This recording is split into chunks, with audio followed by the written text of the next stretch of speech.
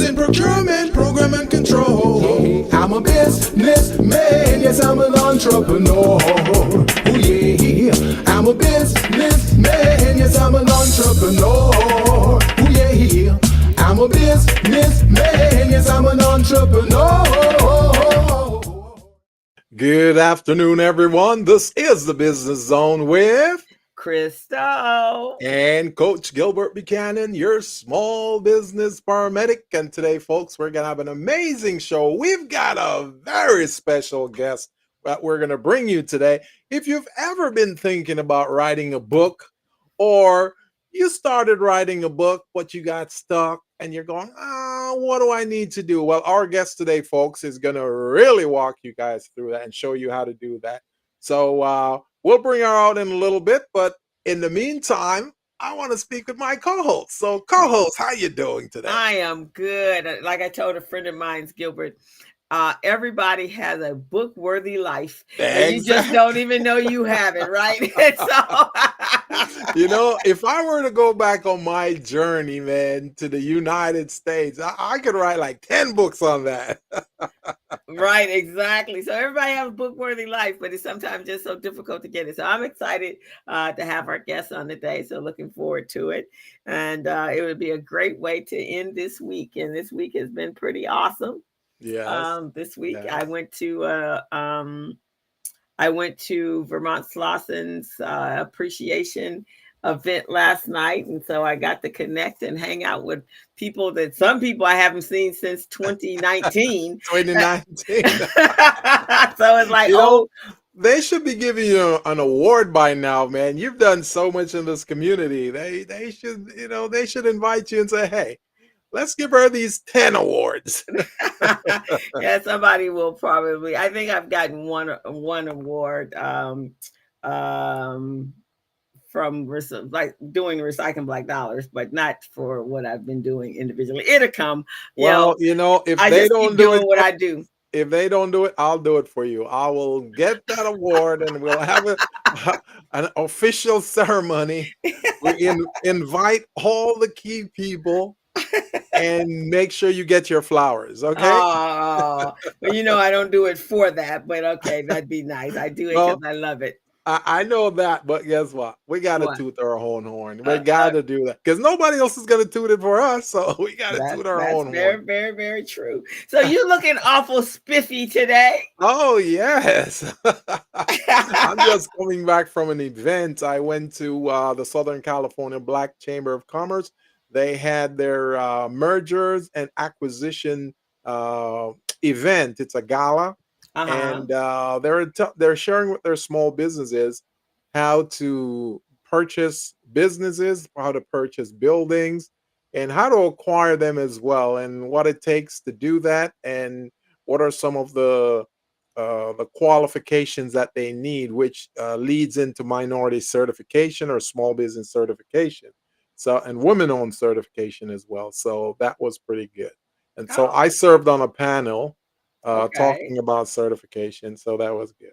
How about you? How about you, co-host? Today was a quiet day. I did nothing because all last week. I'm still recovering from last week. I taught every day last week. I coached every hour of the week.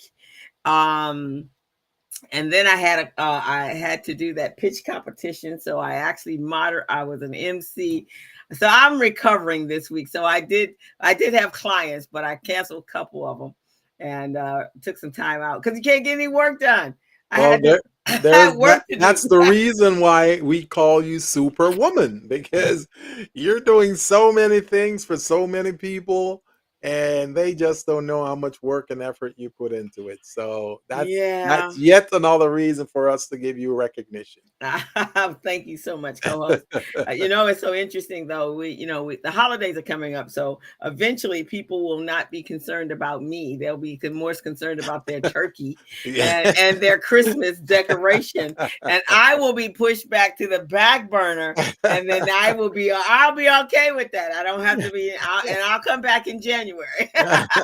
Well, the first week of December, they'll resume with you. They'll be calling you up and Yeah, the first asking week of you. January. They'll be back. They'll be back. They'll be back. So, but I'm going to enjoy that time frame. So, but I'm cool. I'm good. But tomorrow I have the kids. So Yeah. my entrepreneurial program with the children. So I got a couple kids, got some great ideas. So I got Hmm. to do some research after we finish today on trends in the area that they want to go in. Because I'm always wanting them to do bigger business, right? Right, So right, um, and Sigrid will like this. I have actually a couple of kids that are looking at create. One young man, he's 10 and he's already written 3 books. right. Wow. And so that's his business. And Hmm. and I have another one that is looking to go into publishing, and Right, he's looking at, I think, publishing a poetry. So, right. even got some kids in the creative space, the content space.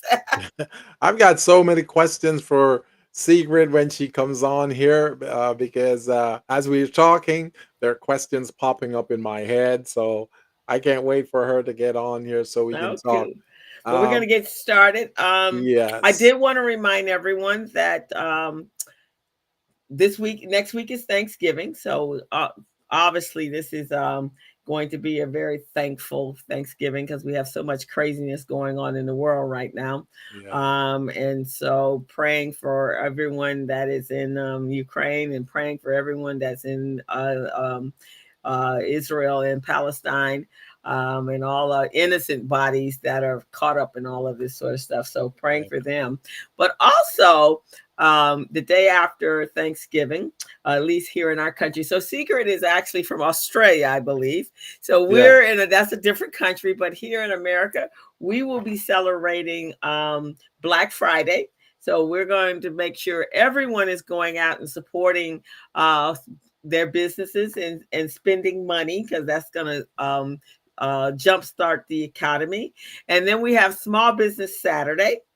And Mm, so make sure on Saturday you're supporting the small businesses in your communities.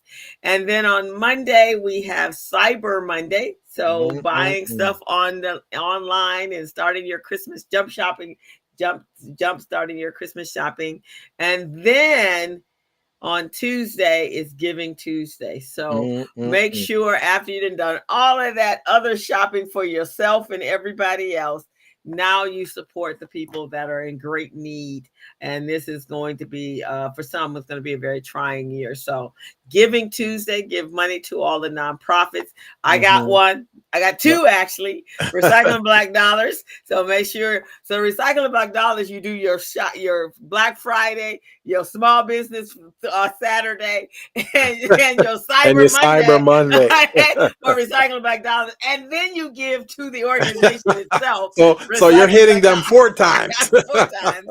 And then on Tuesday, Pete Brown Jr. Tennis Program, that I sit on the board, and I'm the CFO for them. So let's give them. So go to our websites, and there are donate buttons there, and please support. So I just wanted to get that out there. That sounds very good, co-host. And I just want to remind folks, for those of you who are just tuning in to the Business Zone, this is the Business Zone with Crystal and Gilbert. We're on every Friday from 3 to 4:30. And if you're a small business, if you're an entrepreneur, or if you are a micro business and you want to get involved in the platform that could really help you, provide you some coaching, some advice, and some know-how, we usually have guests here on the program which speak to you, the small business and entrepreneurs, or you yourself could be a guest on our show. So please remember that. Now, my co host is going to pop up on the screen. She's going to pop up a QR code for you guys to go ahead and subscribe at YouTube. You want to make sure you go to YouTube, go to the Business Zone with Crystal and Gilbert, and because we just learned that there are some copycats out there calling themselves the Business Zone, but they cannot walk in our shoes because we're here for we're here for you, small businesses. We're here to help you. And as far as I'm concerned, we are the #1 small business program in Southern California. We provide resources. We help you to become business ready, contract ready. loan ready, and even nonprofit ready. So if you're looking to do business with the government, you're trying to obtain government contract, we can assist you with that. And on this show, we can also provide you some guidance. Now, not only do we have guests on the show from week to week, but we also do class in session. So we will definitely have a class, show you how to get contract, show you how to become certified, show you how to set up and prepare your books in bookkeeping, looking at those financial statements. We do a lot of different things, guys. So this is just an overview of what the Business Zone does. You've got two professionals here, two business coaches who've been in the industry for over 6 years. So we've been in the business. We've been in the industry for a few decades, guys. So please check us out. And the Ninja Watchers, those who are just watching this show and don't want to subscribe, come on. It doesn't cost you anything. You don't have to pay to subscribe. It's a free subscription. Just go ahead and subscribe. My co-host will tell you how. Right. So you can go over to the YouTube, to our YouTube channel, and hit that subscribe button, or you can take out your camera and take a picture of the QR code and go straight to the channel that way. But hit that subscribe button and join our family. We just provide you with a wealth of information that can help you and assist you in being successful in your business. So, and Gilbert, I just have to add, we're in November, the latter part of November. Oh So we're my. really in December.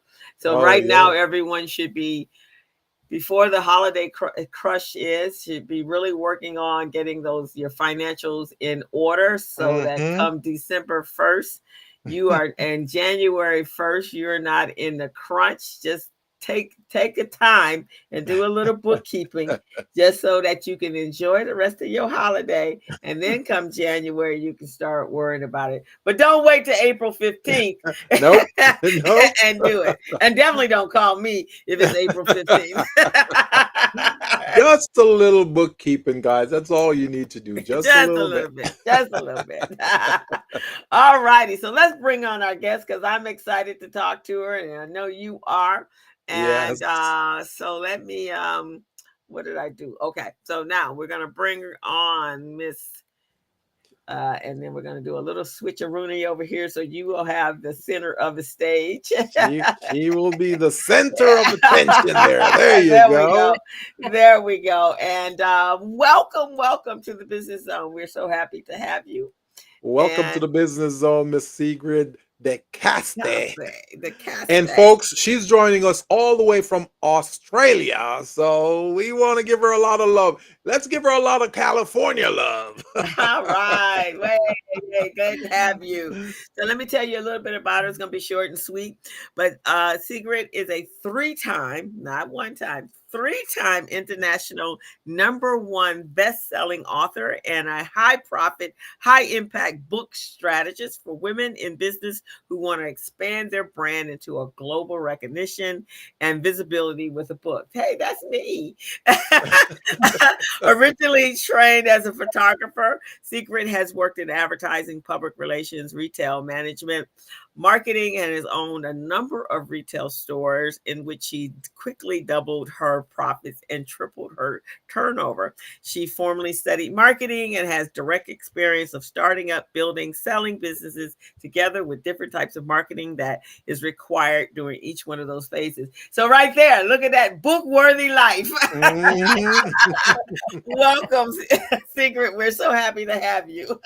Thank you. It's wonderful to be here all the way from the other side of the world, which just shows how great we can connect with each other anywhere, isn't it? Yes, it is. That's the best part, I guess, about the internet is that it just brings so many people together. My niece lives in Cairo, so I get to talk to her every other day, just about. And you just think about 20 years ago, we couldn't do that, right? A phone call was really expensive to another country.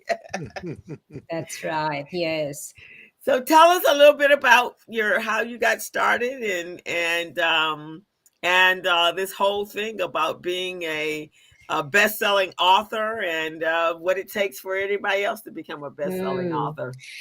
Look, there's so much to talk about. It's going to be bringing it into the essence of what is of relevance to the listeners of your wonderful show here. So, as you already mentioned, I've been in business for quite some time, and you talked about before about purchasing businesses, Gilbert. I heard you say you were at a function there. Well, that's how I started in business. I didn't start a business. I purchased a ready-made one. So Very that's good. an advantage. I like that. That's nice. You got everything in place. And what I did is how I got to the book writing, that when I wanted to switch from one area of my expertise, getting out of those businesses and going into consulting, I discovered the power of a book. When you write a book on an expertise you have, you're instantly elevated to that leadership and expertise status. And it really does give you credibility very quickly. I've experienced that 3 times with my 3 books. So that's really given me the drive to want to help other people do so as well. And you can do that in small business, no matter what your background is, what your business is, chiropractic, finance, bookkeeping. You've mentioned something needs to be done. Well, bookkeepers can write a book to really credibly show their methodology and how they work as an example. But coaches and consultants, and especially women in business, they seem to hold themselves back. And yet there's so much story, so much to tell, so much depth to bring out into the world. And that is where I'm focusing on now, to help more women write that book. That's important to me right now. That's beautiful. Beautiful. Now, I got this question for you, Sigrid. So, instead of starting your own business from scratch, you chose to purchase a business. What was the reasoning behind that? And I'm sure you've done research where you looked at the pros and cons and say, okay, well, starting a business from scratch is over here. These are the things that's ranked very positive, and these are the things negative. And then you say, okay, acquiring an existing business is over here. These are the things that are positive. These are the things that's negative. So, what made you decide to do it that way? I wanted to get started from my background at that time, at that point in time of photography. I wanted to go into that area and start my own photography business, very particular in black and white, and portrait photographs is what I wanted to do. And when I went through the research, what I needed, it became clearer and clearer. At that time, everything in photography was moving towards more digital and very different appeal and approach that people had around that.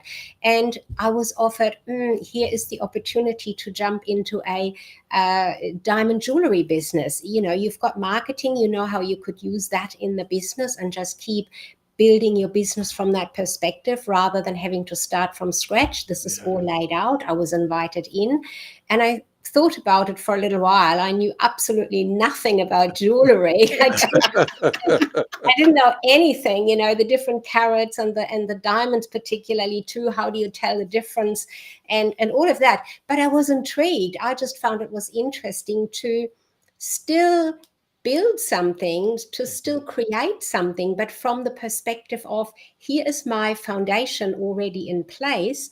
And so let me take it further, let me take it higher. And that's what I did. So I took that opportunity and bought that jewelry business, and it just did everything different to what the jewelers at that time here in this country were doing. And I grew that business very well and very quickly. Very nice. I would imagine because Gilbert and I both find that most of our small businesses, Gilbert and I both are coaches, and we coach small businesses and micro businesses and growth businesses, and marketing is usually something marketing and finance are the 2 things that they ignore the most. That is true. And I think too, you are very right there. Marketing is often that area that people find a little bit scary because they don't really understand how it comes together and what is necessary. And there's a lot of information about marketing out there, but you need to really work on how that applies to your particular business. And that whole area of marketing led me to going into book writing and helping others to write their book. After that first business, when I successfully sold that and I bought another one, again in an area I had no clue about the industry itself, I've always learned very quickly about what I needed to know. But it's always, as you say, it's the marketing that's key, and that is my biggest background. So again, that helped me with the second one as well. And when I started my marketing agency a little later, I discovered people were coming to me with their book, finished, published, but they couldn't market it. And I had a look at what did I do with my books Mhm. different to what they have maybe missed on. And that's how I developed the framework that I offer now. Very different, starting with marketing, not leaving it to last. That's a big key point. Wow, that's amazing. Now, you've chosen to write books. You also have a background in photography. Now, which one of those did you do for? I'm assuming you did photography first because you got years of experience in that. But then you probably said, hmm, let me put a book together on my photography experience and all of that, right? But as you're doing that, you're loving it and you're finding out, wow, this is beautiful. So you probably said, let me take this to the next level, right? And then folks keep contacting you and asking you questions about, how did you do this? Right. And then that's how you were able to start telling them, right? Yes, absolutely. Look, it's come through. Photography is a visual art, as you know, but it also requires you to know the pictures you are creating. How are they going to be perceived? And they are not just for yourself, like anything in business. It's always for a customer, for someone else, isn't it? So you've Mhm. got to have that appeal and that approach to it. That yes, I love it. It's my style, but I also need to find Mhm, what are other people going to think and want about it. Very much the same with writing a book. mhm, Sometimes authors think about a topic they really love and they feel they want to share, but they're not really digging into who they are going to share it with. And right. that Mhm. is where that disconnect can come from, that it makes it really difficult to bring the book with the topic that they've chosen, and in particular with the book title they've chosen, to bring that out to the wider audience to get the appeal happening. And I was watching that. So photography took me to the marketing, which is related from the appealing and engaging others and bringing something visual out there. Mhm, And that then led me to seeing writing the books and seeing how others are doing it quite differently, and bringing all of those parts together that were floating around as I discovered. beautiful. And I thought, well, Gilbert, for years I've been talking about the book, but and not doing it in finance, but I'm doing it in business, startups and so forth, because that's really what I teach on. But I just thought, wow, how many books are already out there? What the heck can I say that's different? And that's the one thing that kept me from, was like, okay, I don't have anything new to say. So what am I going to write about? So what happens when you're in, as a subject matter expertise, you're not the only person that's a Mhm. subject matter expertise. What Right. helps you to fine tune or dive into an area that doesn't sound repetitive?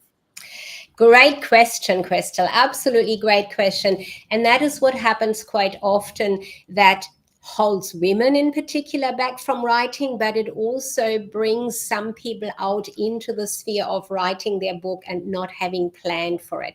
So the first step is to plan. Yes, you're coaching in the startup area, if I got that right just now Mhm. from what you've Mhm. said.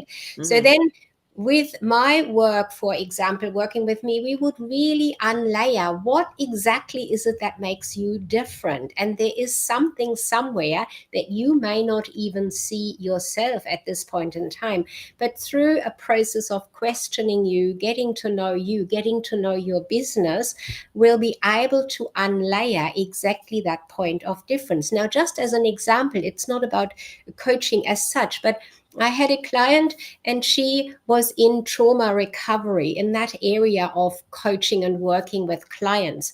And she wanted to write about the methodology she was using there. But through the process of working with me and talking about what really in trauma recovery it is that made a difference for her, made her different, we discovered that it was really around rage, helping people to overcome rage and to really put that completely aside to create a new life. So the trauma that left rage behind for the purpose. So we focus on that element for her book, and that was a huge success for her because the topic of rage was big in the media. That allowed her to tap into media stories, be interviewed by various media channels on that topic, and therefore on her book, and really make an impact and become widely known, widely recognized for helping people overcome rage from trauma, and have her book well established and acknowledged. So it's about planning in one word, planning what makes you different. Ah, okay. So you have to identify, kind of almost like starting a business, right? What makes you different? What makes you stand? What's your value proposition? So you Yeah. have to kind of do your book outline or your book thought process in the brainstorming in the same exact way. That is exactly it. And as you just said, starting a business, sometimes people jump in, and I've seen it. They had a great idea. They might have seen some wonderful fashion in Bali on a holiday, and people were saying, "Oh yes, I love those dresses you brought back. Yes, yes, start a business."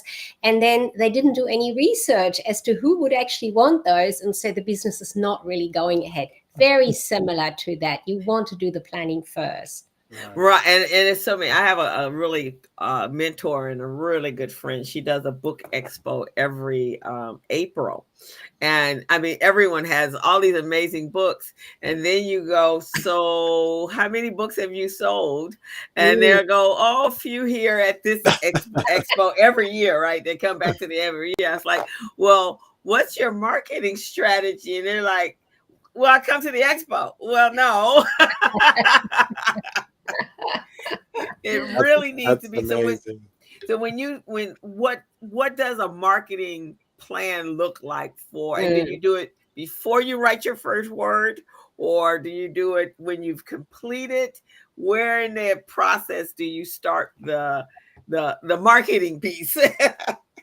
Great question again, and that is what we've just touched on. Is you got to start that in the planning phase. So using my very first book as an example, I wanted to move from the area of being in retail and having retail businesses into consulting. So I wanted to use expertise I had around working with staff, because I always had really great staff in my businesses, and so many small businesses around me at that time were saying, oh, how do you find such good staff? My staff doesn't do what I want them to, and I've just trained them and they leave again. So I thought, no, I've never had those experiences, so let me write a book about it, which I did with a finished book, because my purpose for the book was that I wanted the book to show and share my expertise on working with staff, finding and keeping great staff. I knew exactly who I needed to target: small businesses with about 8 to 10 staff. That was my experience with my own people and businesses. So I knew exactly who would want to read my book. And I knew what they were looking for: how to find and keep great staff. Book title, there it is, right there. So bringing together the target audience, the reader, the people I want to bring to me so that they see me as expert, putting that book out there. My marketing strategy at that time with that book was to send a gift wrapped copy to those businesses around me at that time, and then following that up with a phone call. Did you receive my book? Did you like my gift? And getting into a conversation, answering their questions, and them saying to me, you know what, I need to work with you. Good. Bang, there I got my contracts. I like that. Which That is which fantastic. which segues into my next question for you.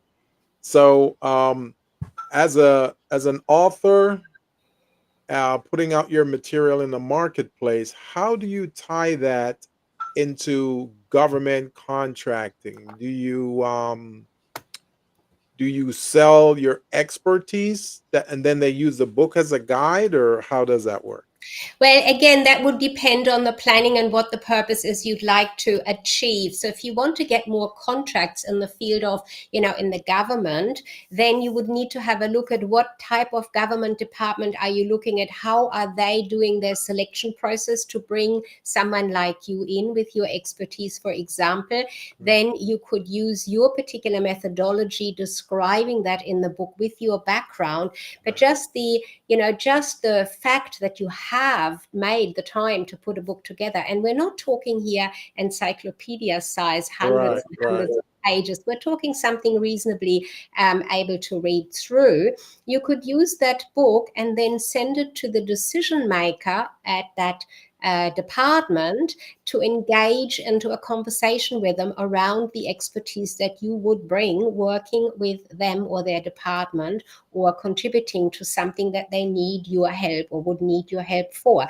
So that would be one way. But as I said, I would dig in very deep to see what other ways there might be. So it really comes down to this planning, being really clear on what you want to achieve with that book, what you want the book to do for you. You want the book to elevate you. You want the book to bring you clients. Then we would look at a different strategy. You want the book to just use it on the speaking circuit to get speaking engagement. Again, a different strategy for that. So it would be very individual, is what I would say. Yeah, because Excellent, excellent. So part of writing a book is the title. So you got to grab your audience. So some people, when they select their title for the book cover, they have some level of shock value to it. Some people have um, a familiar theme, or some people just try to be different that will make people pick up the book and go, "What is this about? Let me see what it's about." So, what's your style? How do you select your title?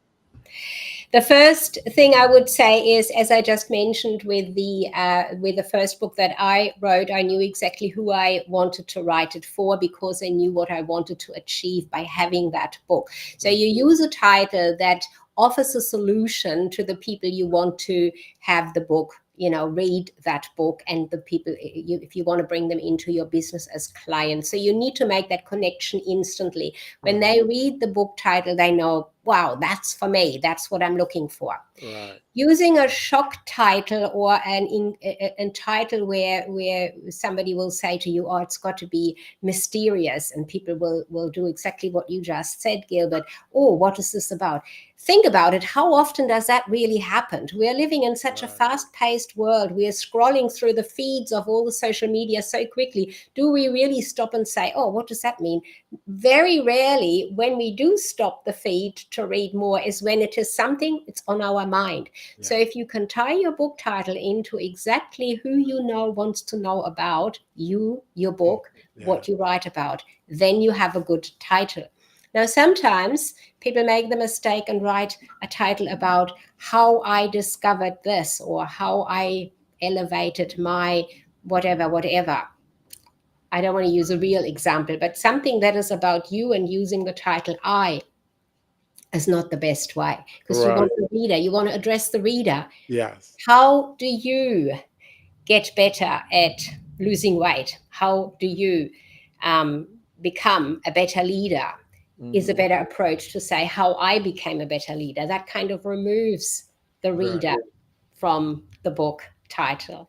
So yes, did I answer that question? Yes, you did. Yes, you did. And a follow up to that would be, how many words or what's a minimum or maximum amount of words should be in a title? I know Mm, some titles are one word, just one word, big word, awesome, and then mm. you read it to find out what's awesome about it. But there are subtitles that have multiple words in it. I mean, is there a maximum number of words? I wouldn't say there's a maximum or a minimum. What I would say is take a look at successful authors, at books that are already out there. And, even people who have great, well known books like, how to, okay, I mean, just my mind is not quite coming to the title, but the well known one about how to find people. Oh gosh, I've got to quickly. Oh, the highly successful people, Yeah, the one with you know, Dale Carnegie. Yeah, Dale Carnegie's book, How to Win Friends and Influence Influence People. that's enemy. it, that's it. You got That it on the and spot. that's a lot of words right there. But you know what? That title that was not the first choice of his title. He had three different ones, and the book Wow. didn't go anywhere with it. It was Wow. just not appealing Yeah. until this particular title was found, because that is what people were looking for. So if you think about, I want to write about whatever the topic is, and you look at great books like that, and you look at the titles, I have a list of 100 for my clients, for example. And I always say, take a look through these super successful book titles and see if you might be able to model, not use it exactly like that, but Mhm. model your topic on one of those. And so then how many words you use is not as important as how does it sound with your message to use something like that. So modeling on successful book titles is a really great way of finding a good, successful title that people want to know more and want to read your book. I have a recommendation for your next book. Go ahead. The title is going to be awesome. Well, you're gonna have the name awesome right across your chest. Awesome. And they're gonna go, what is awesome about her? Let me read that book. How many books have you written, Sigrid? I've written three, and I'm right at the moment just starting on my fourth one, focusing on elevating female leadership. That Mm, is the direction I'm taking now. I So I love want that. to write on that one. I Yeah. can't wait to read that one. And and that's really popular. I know here in the United States, that's something that we're all focusing on is on women leadership, because obviously in America, I don't know about Australia, but in America, there needs to be an infusion of women in the Yes, yes. political world as leaders. And so, in fact, I think I got 3 or 4 invitations this week on a Mm. global leadership conference for women, and there are other people that have workshops. So I think so. In Australia, are you guys kind of in the same place we're in? Yeah, look, they're working on exactly that, bringing more women into the political world for sure, but also in businesses, to bringing them into the various levels to be up the top there and be part of the decision making. And I have got something in the workings that I won't use the full title just yet because I haven't fully chiseled it out yet. But Okay. with the way the world is looking at the moment, just imagine if we had more women making decisions. Would the world not look different? How would Oh, it look different? So that's something I want to look at, to bring together through perhaps a series of interviews with decision-making women now and those that would like to. But also thinking about our next generation.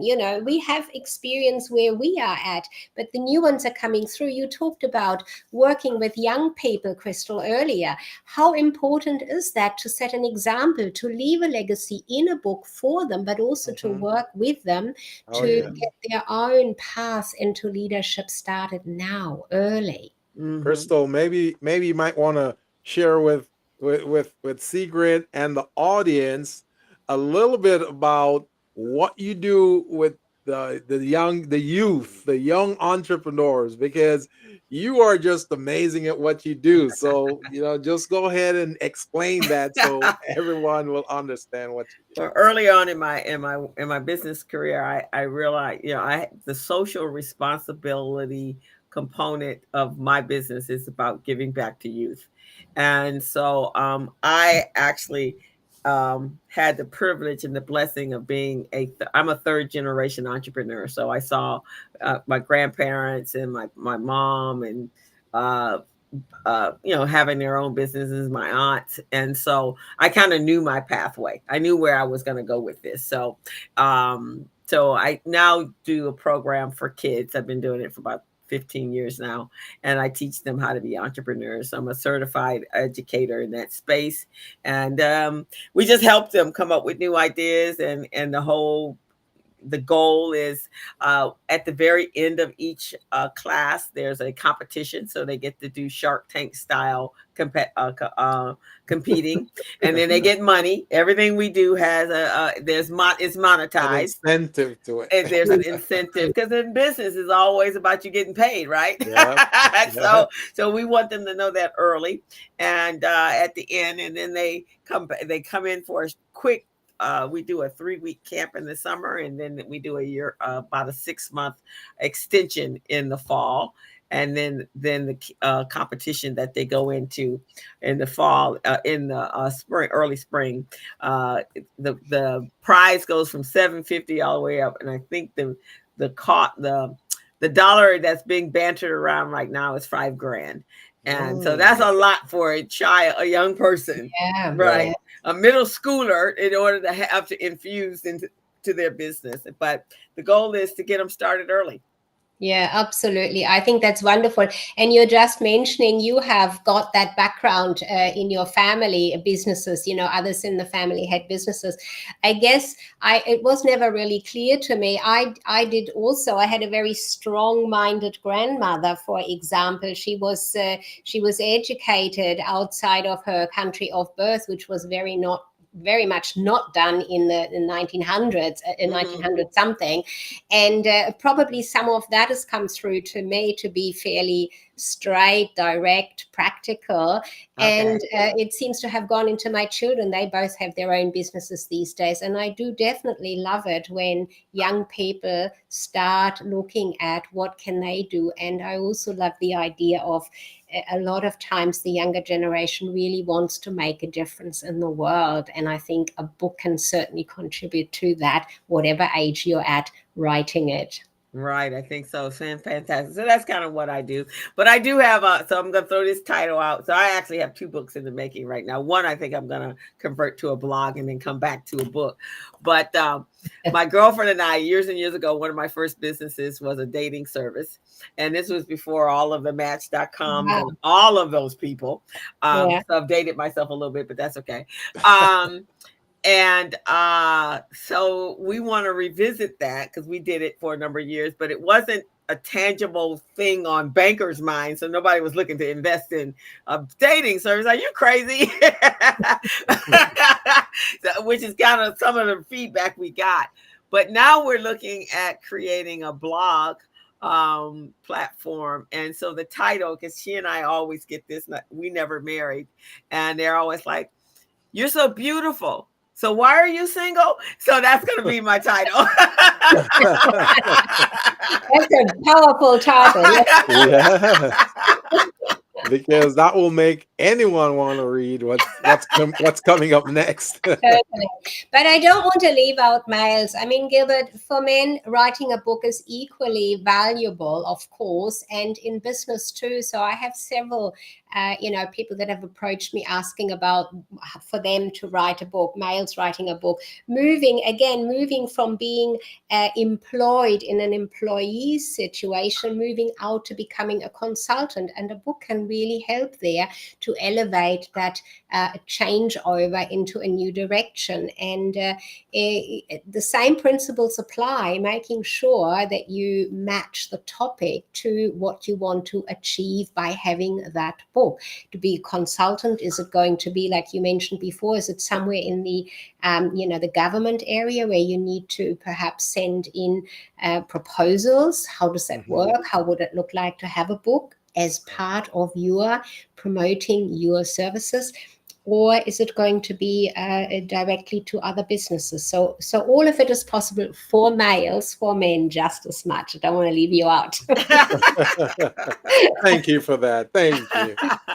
Now, our field correspondent in the chat, Mr. Gregory Sneed, said, I've heard 3 to 7 words in a title is good. And then he said with Dale Carnegie selected 7 words. So I've heard the 7 words as well. I've heard that too, that, you don't want to go beyond 7, because when I did psychology back in undergrad in college, it was suggested by my professor that it's really difficult for people to remember more than 7 things in succession. So, and the test that they would give us in class would be, okay, I'm going to throw out some colors at you: red, green, brown, black, blue, purple, orange. And then you got to remember that. He's going to go around the class and say, okay, I just said 7 colors. I want you to give me in the same order. And you'd be surprised how many people could not recite it in the same order, because the mind is not designed to remember the 7 things or more in order. So yeah, there's a psychology behind that. That's a really great point. And look, that is probably something that seems to happen. I was just counting the words of my own titles on my books, and I have to say I'm around about that. So you probably are correct. So you're safe. I did it without thinking about it. But if you're right. But when I look at the books that are like in on Amazon right now, especially all the political books that are out there, they always have, they do have a and it's pretty easy with the topic they're writing about, but they have a catchy title. I mean, just one word, but then they have a subtitle. That kind of breaks it down into what and it absolutely amazes me how many books are being churned out like daily. Right now in this political, since Trump was a president, there are books that come out like every 10 minutes. right. For sure. The subtitle or a pre-title, they are supporting your main title. Yes. And you can really make use of more words there, of course. What I would say is you really want to also perhaps distinguish between an already well-known person, maybe a politician themselves, who's already very well-known. When they put a book out, the whole marketing machine around that is very different to you and I, and I'm just sort of saying that even though it might be a bit different, but the average coach, consultant, person in business putting their book out, our marketing needs to be driven by us. So there's going to be a lot of a different approach to somebody who's already well known. And that comes down to what type of a title you can choose. So if the person is already well known, Tony Robbins or somebody like that, Oprah, it makes it much easier to use a book title that may be more cryptic or not as easily understood initially, because the person is known. Therefore, people will want to read it. Right. Other people, you really want to tap into the audience and make sure the people you want to read your book will understand and want to grab it. That's what I would say to that. Yeah, for sure. I'm adopting a strategy in my titles, which I think could be catchy, and it could make the inquisitive mind want to check it out. So here's an example, and this is just something I'm throwing out there. Men and women cannot be friends. Here's why. So that here's why would be the subtitle. You see what I mean? So now people want to go, oh, really? They can't be friends? Let me check it out. That is brilliant. That is brilliant. Because here is why the question always draws the reader. Yes. So that's my approach when I think of my books for small business. I want to make a statement, and then here is why. Here's why. That's absolutely brilliant. I love that, and that would draw it in. Using that idea. I think there are book titles, and I haven't lined anything up as examples here for you for this today, but I'm sure you'll find that type of an example quite well, and especially to capture that attention which we need to in this. Yes. I fast-paced noticed some writers, they do that. So I was just kind of throwing it out there to see what you thought about that. I think that's great. That definitely catches the attention instantly. Years and years ago, obviously, when you wrote a book, you would go to a publisher and maybe get an editor and all that sort of stuff. But I don't think that's as popular now. What do you think about, that strategy and self-publishing? Okay, so the difference is the whole arena of publishing has changed. Right. I did write quite a detailed post about that once, that publishing, the whole idea of writing a book comes from the long time ago, when it was really only educated, the scribes were the people who were able to write, and because that was such a highly valued knowledge that you had to be able to write, that already elevated the whole idea of having something in writing, and that we know that's going through the ages. And then when it came to publishers coming in, when the printing press was invented and printed books were possible, the publishing houses started out when they were able to say, hey, we do the printing, therefore we publish your book, but we only want to have people of value, people who already know something, who already have an expertise that must go out there to more people. And they kind of held that door closed for a very long time. It was difficult to get your book published. Authors had to jump through loads and loads of hurdles.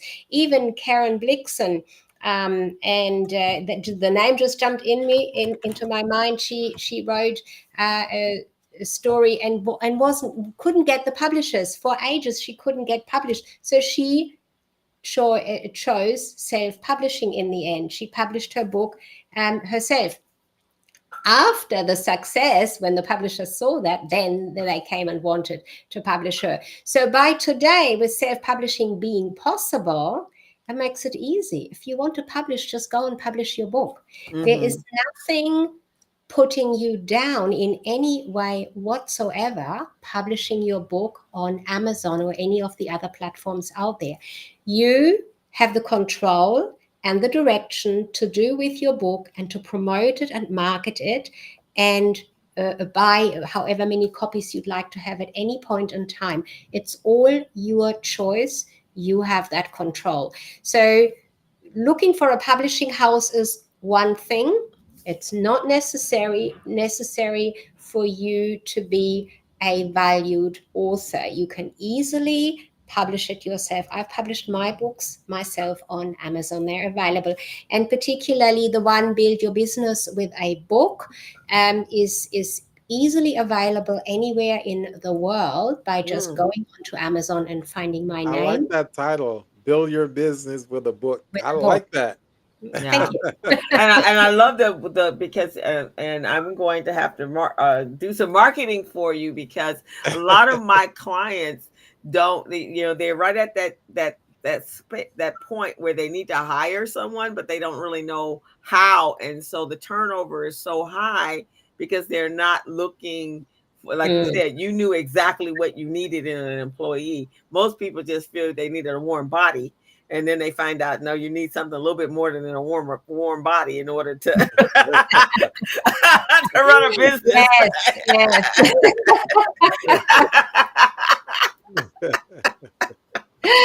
Look, the publishers, coming back to the publishing for a moment, there is a lot out there, and it's totally up to your own choice what you want to do. So I have had coaches with high end qualifications come to me. They did publish with a well known publishing house, and they just were not making book sales. The publishing house focused predominantly on book sales, and they did get them out there into interviews and onto speaking circuits, and yet they still didn't sell any more books or got any better well known, because Oh, certain really? things they weren't able to do. And those that have published on Amazon, they use their own strategy, and they put their own actions into place, and they sell loads of books, or not even so much selling the books, giving them away, but getting clients back into the business, which can be much better for them and still be well known. So depends on the individual person. Definitely self-publishing is easy and does not detract from your status as an So, author. so I have been a recording artist and still am, and therefore I know the importance of publishing Mm. as a recording artist. Now, maybe you can share with our audience the difference between the publishing, or I should say the importance of the publishing, and the difference between that and royalties. Can you speak to that a little bit? So the royalties will be shared. If you use a publisher, they will have part of the royalties or whatever contract they give you, so that they get their return. Now, again, we would need to distinguish here. If you are a well-known personality, that's a completely different picture as to Mhm. what happens there behind the scenes around the book and who gets what as a return. Yeah. As an individual in business, as a business, you want to have a look at what does the publisher offer. So I had a client, she went with one of the online publishing houses, very well known. She was very disappointed in her experience that she had. She spent quite a lot of money and never got published the way she was hoping for. Mhm. Another coach with good qualifications in the coaching scene used a publishing house. Um, she got publishing. They gave her a lot of extras with the publishing. She gets very little of the royalties. She said that to me, and there weren't a lot of sales happening, but she was excited that the publisher was opening doors for her for interviews and being in the media. Still, it was not converting for her. Mm. And So people publishing themselves on Amazon are doing great. They're not using just putting the book there and hoping for to be found, but they're actively engaging in promotion activities. So it's very important when someone is considering writing a book to really research the publishing aspects, the royalty aspect, and any other type of, because there might be some level of management involved in that too. So you may have to pay a Mm. management fee. You know, a buddy of mine just released a book, and don't ask me the title, I don't remember. I'm a little embarrassed to say that, but it was on the New York top 10 bestseller list. It's Yes, and exciting. yes, Yeah, he did a great job because he did a lot of research. He did research for about a year on the market, mm, books, titles, publishing, royalties, having a manager to manage all of that for you. yeah. So yeah, he did some great research, and I must say that he made a good decision. Crystal, you know who he is? It's Ambro Oh, Blackman. okay, right. Yeah. And also, what's the name? T.J. Lofton. When he wrote his Yes. book, but he uses his book. So I'm Secret was saying, in the beginning, really recognizing what you're going to use the book for, right? Yes. So Yes. he Mm, used the book because he wanted to be able to speak. He was using it to elevate his speaking platform, and he's spoken Mhm. all over the country. And I think he's actually even gone international on his topics. That's kind of what I'm looking at doing, is to use it to elevate that platform for me, because I mm. guess you need. I guess that validates you, I assume. Your subject matter expertise. But so go ahead. I'm sorry.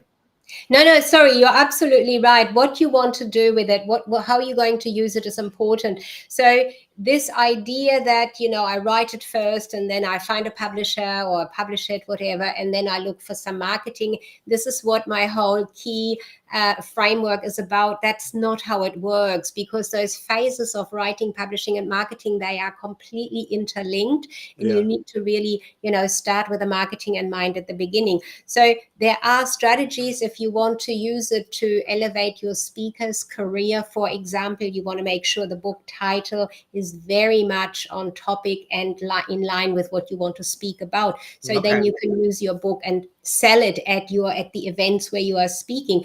But think of it this way. How much is maximum you can sell a book for of a reasonable size? I mean, you're looking 20, 30 something dollars. Yeah. That's not you have to think about how many you have to sell. And Yeah. then you Right. have to think about, how am I going to sell that many Right. with the personality I am at this point in time. So it makes a lot more sense in my mind to look at, how can I use the book? How is this book going to bring me clients? So even if you sell the book at $27, and every so often you bring it down to $4 on a special, but you're Yeah. bringing clients to Right. you. Yeah. Right. Yeah. That Yeah. makes to me so much more. Even when Gilbert and I, when we launched the podcast 7 years ago, um, it had from a marketing standpoint, it was the best tool that could have possibly.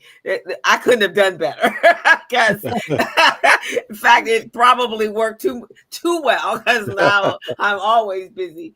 But it was exceptional at really placing us in the limelight of being SJEs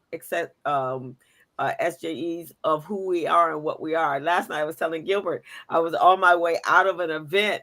And this young man ran over. It's like, oh my God, you're Crystal Mitchell, right? And I like, yeah. He said, oh, you're all over LinkedIn. Every time I open up my computer, you are there. You are really doing it. Thank you. And I went, okay. So from a marketing, so it's the same thing. I mean, obviously it's content. So you're creating content Yeah. and you create. Absolutely. And what you're saying, with the social media opportunities that we have, something that I do see authors do that is not really that great is that they've written a book. Oh, look at my book. Come and buy my book. Here's my book, my book, my book. That's not really elevating you as the expert or the Right. authority. You want to talk about the topic that you wrote about. My book, Build Your Business with a Book, for example, I would say there now, you are a chiropractic business. You can certainly write a book and build your business with that. I'm describing that in my book in chapter, I don't know which chapter it is right now. Okay. But it is in there. So instead of promoting my book by my book, I promote what's in there or the Yeah. topic that I wrote about. And you have a much better return Right. and be seen for a lot more and spoken to. Oh, you did write a book on the topic I wanted to know about. It makes sense. But these are the little things that are not known at this stage. And that's why people like myself helping those that want to write are really a good addition to not just doing it on your own. Now, For do those you? of you, sorry, Crystal. For those of you who are just tuning in, this is the Business Zone with Crystal and Gilbert. We're on every Friday from 3 to 4:30, and this program is for small business, micro businesses, and entrepreneurs who are just starting or in an existing industry. We bring on very special guests every week, and today our very special guest is Miss Sigrid de Kaste, and she's an author of multiple books. She also coaches on the subject. And if you're thinking of writing a book, don't know how to go about it, what you need to do, she can be a coach for you. She could be a guide for you. So real soon we're going to put her information in the chat. So I'd like you to just keep on watching this show, watch this amazing show that we're having. I'm learning so much from her because my co-host and I, we're planning on launching our books soon, and we're getting some valuable tips here from Miss De Kaste. Okay, so let's keep watching. Yeah, in fact, Gilbert and I have been talking about transcribing our 700 videos, not all of them, but the key ones. And because we do, in addition to interviews, we also do class and session in this platform. And so creating an ebook so that we're looking now to monetize. The marketing was fantastic, but now it's time to monetize. Yes, that's So we're right. looking at the different opportunities that we can do that with. Um, do you think that as a published artist that it's good to also have the audio version of the book? I know that in the last 10-15 years that's become very popular. What are your thoughts on that? Look, it's certainly an area to look at, and if you want to spread your name across, online further and wider, that's a good opportunity there to do so for those who prefer to listen to books rather than reading them. And there is a large audience there, absolutely. Personally, for me, I haven't made it a priority, but certainly clients wish to do so, and they can. And again, you can do that, take control of that, and do it yourself through the Amazon process. They offer you all the tools and all the opportunities to take your book into the audio version very quickly and easily, for example. And absolutely something that you can do. And tapping into what you just mentioned about transcribing your videos or your podcasts, what you've done already, that's a great idea, and it's a really wonderful way to bring you, the essence of you, into a book. And again, the key point there would be to plan, what is this book going to do for you? And then you only have to bring into the book what is relevant to what you want to achieve. Ah, got that, Gilbert? Oh yes. Oh, I'm taking notes. Yeah, that's pretty up. So, Greg did have a comment, and it was up at the top of it. He says you have an Australian and a New England accent. Were you born in Australia or were you another country? I was born in Germany, so my accent switches.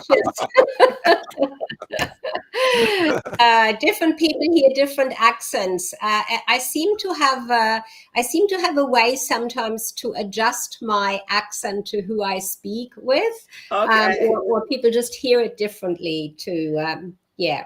Yeah, so it just depends on where their ears have been, huh? So, do you have both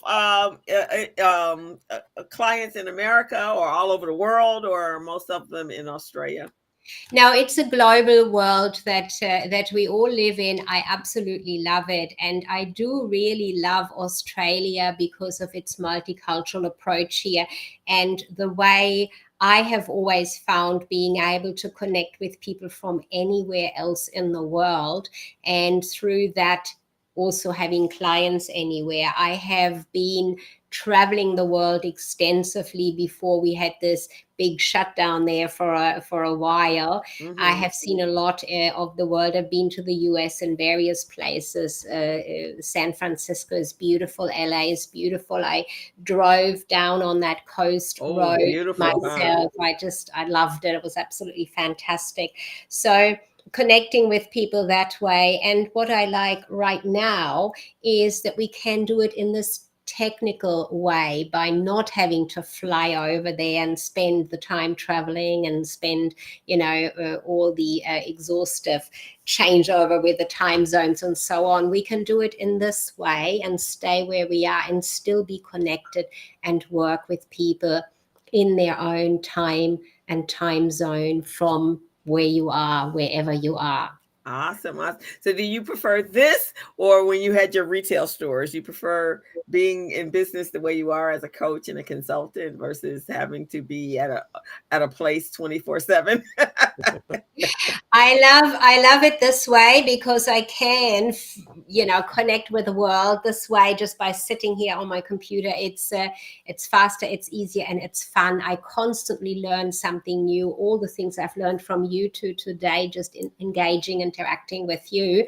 I still have a connection to retail. My daughter became a qualified award-winning, actually, jeweler. So she has a retail store where I do go into Okay. help out a little bit. So that's quite exciting. So I still got that connection to retail, but not in a big way. This is the way for me to go now. Okay. It's amazing that you didn't know anything about the jury, but evidently you loved it enough that it became a passion for your daughter, and that's what she is. And what business is it? You have a son and a daughter, or? Yes, and my son is he's into games, into online games programming. So he's worked in that space for a long time, and that's what he loves these days. Yes. Awesome. All very global. So You how can someone reach you, Sigrid? How do they reach you? Is it through email, phone Gilbert, numbers? your Huh? sound has gone crazy. Oh, I'm I sorry. think she can hear you. Can you hear me She right now? Can you hear me? it's speeded up or something. Oh, really? Oh, Uh-huh. that's Uh-huh. strange. But if you How can, about now? How about now? there you go. That's better. That's Better, Okay. better. yes, yes. So Look, I think a good way is I'm definitely in LinkedIn. That is one of the biggest platforms to be able to connect with people easily and send messages. That's always the most direct way. To just send me a Mm-hmm. message, I respond very quickly and put any questions to me. I'm very happy to answer questions individually. I do offer a free 30-minute discovery session when people have an idea already about writing a book and they're not quite sure how to step forward with it. I'm quite happy to have a discussion with them in that time. And the link to access there is on my LinkedIn profile. Just to click the link and come jump across. There's a lot of information on my website. Now my website still carries my marketing agency's name, stickybeakmarketing.com. But if that is too Mm-hmm. tricky to write down, just look at my just look at my name, Sigrid de Kaste. Push that all together, no spaces.com, and you'll get to my website. You can oh, then I like Okay. that. I like the sticky beak. Yeah. I didn't see that until after I had done it. Oh, I missed that. But I did put that on Facebook earlier because I thought that was such a cute, clever little name. I think that it speaks to people. Now, I believe the explanation or the meaning of sticky beak has got different meanings around the world. I wasn't fully aware of that. Here in Australia, sticky beak means to be nosy, to dig into your business or into your book idea. That's how I interpret it. What is it you want Okay. to achieve? I'm being a sticky beak. I'm going to ask lots of questions. That's what that I means. I love love it. it. I love We're it. gonna borrow that phrase and use it. Sticky beak. I'm being nosy. Yes. Getting all up in your business. For me, it's financial business. You have been awesome. And I hope we continue on our relationship and friendship here. We definitely want to Um, have you back. yeah, it's been amazing. And when we finally get our book together, we'll let you know. Yes. We'll run it by you and see if we pass a sniff test. Sounds good. Sounds good. If it passes the sticky bee test, okay. Yes. Right, exactly. But you've been amazing. Thank you so much, and congratulations on all of your success as well. And I think I connected to you on LinkedIn already. I think I did so this morning. Oh yeah. Um, and I guess Gilbert, you were already Oh connected yeah, to I her was because that's already connected, and she was okay. talking about our book. I said, I gotta have this lady on the podcast so she can talk to our folks about, because we've got quite a bit of people around us now. Today there's all kinds of everybody's doing a book now.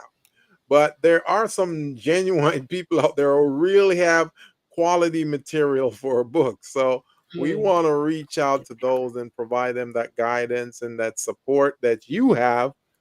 So I'm sure with some of them are listening right now. They're not subscribing at all. We call them ninja watchers. So they're listening and watching, but they're not subscribing. So hopefully what they heard from you today will encourage them to start subscribing so they'll get more information about you and reach out to you and get their coaching session going on. Thank you. And like I said earlier, my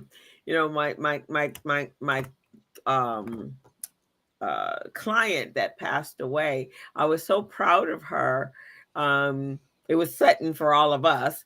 It's sudden for her as well. But the one thing, 10 years ago, she was doing something and she was going through some work stuff that was just absolutely horrendous and really stressful for her in her life. And so she had come to me and as a client to ask me for really for inspiration. She wanted to have her own. She had had a radio show many years before, and she wanted her own podcast. And we had just launched, and so we talked about it. Mm. And so she was in that place. I said, "Well, reinvent yourself. Go back to what you really are passionate about doing." And so she and I invited her to a conference that I was going to. That was like I call it the Wakanda world of inspiration.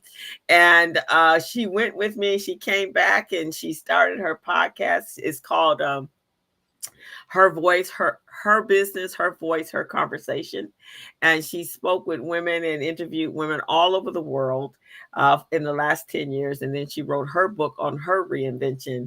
And so as we were celebrating her life last week, we looked back and it's like, wow, she made a big she had a big footprint in this last 10 years. Yeah. And so she left a legacy for her daughter and her grandkids so that and her mom's spirit will live on in all those people that she touched. So I would say from that standpoint, a book is how you leave that legacy. Absolutely, I agree with you there. That's really a great way of leaving your legacy. And even a family story legacy is something worthwhile to put into a book to leave for other families. As I mentioned, I've come from Germany into this country here, Australia, to live here. So I have a lot to tell my children and children's children and so on about that move, that journey. So that can go into a family history type book. All of that is possible these days to do, to write and leave a legacy, or for your business or for your family. So great way of doing that. Awesome. Okay. Any parting words, my friend, my new friend? Look, I love your show, especially that you are, offering information, not just from me, but from all those different people you bring on here to share their knowledge, their expertise for those starting in business, those entrepreneurs, those that want to really get into more and better business for themselves. It's wonderful. Thank you for having asked me and having me on here. And you are great hosts. Thank We you definitely very wanted much. We you to feel appreciate it. comfortable. So did we pass the what you call it, the sticky bee The test? sticky bee test. Yes, Did we we pass passed the the sticky sticky bee bee test? test. We definitely wanted. Absolutely. And Gilbert, you have a story too, because your migration or immigration to America and Yes. creating a business, that's another book for Yeah, you. that's another book, and I really should get on it right now because I'm starting to forget things. So I might forget a big part of my journey.